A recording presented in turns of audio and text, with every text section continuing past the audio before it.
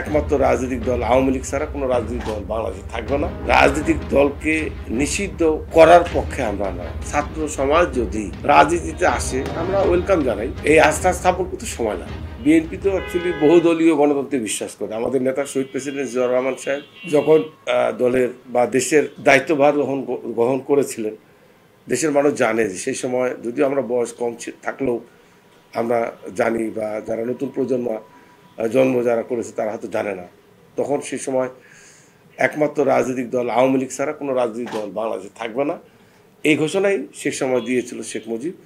এবং পরবর্তীকালে শহীদ প্রেসিডেন্ট জিয়াউর রহমান রাষ্ট্রের দায়িত্বভার গ্রহণ করার পর উনি সকল রাজনৈতিক দলকে রাজনীতি করার সুযোগ করে দিয়েছিলেন। আমরা যেহেতু সে রাজনৈতিক দলের আমি একজন কর্মী হিসাবে আমি বিশ্বাস করি যে কোনো রাজনৈতিক দলকে নিষিদ্ধ করার পক্ষে আমরা নয়। তবে কথা হলো এটাই যে দেশের জনগণ, দেশের সাধারণ মানুষ তারা কি চায়। জনগণ যেহেতু বিএনপি জনগণের রাজনৈতিক দল, জনগণ গণতন্ত্রে বিশ্বাস করে, দেশের মানুষের চাওয়াই হচ্ছে বিএনপি চাওয়া।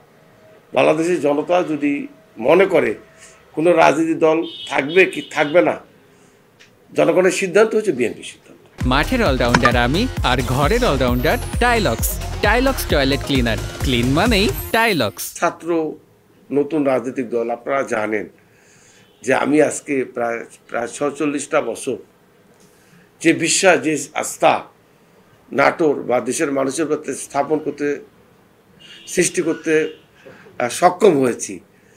আজকে এই ২০-৩০ বছরে আওয়ামী লীগের দুঃশাসনে এই মানুষগুলোকে আমার কাছ থেকে কেউ হটাতে পারে নাই।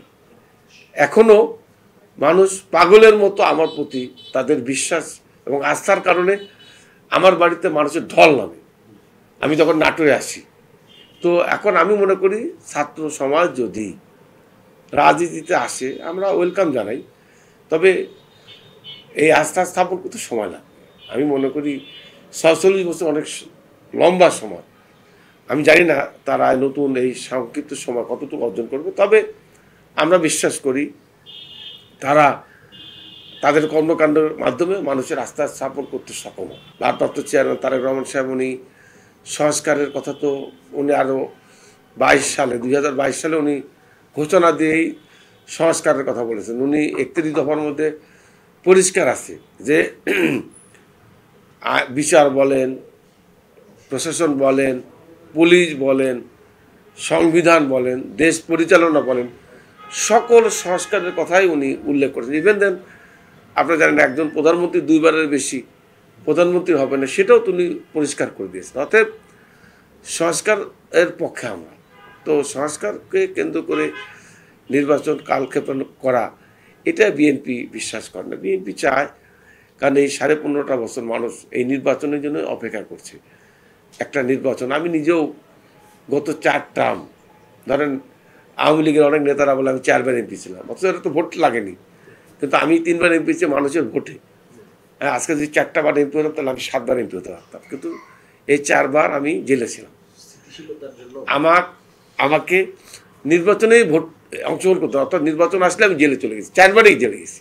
এই নির্বাচনের জন্য তো এত কিছু। তো আমরা চাই অবশ্যই সংস্কার একটা দীর্ঘ সময়ের একটা কি বলে প্রক্রিয়া, এটা তো চলমান, এটা চলতেই থাকবে।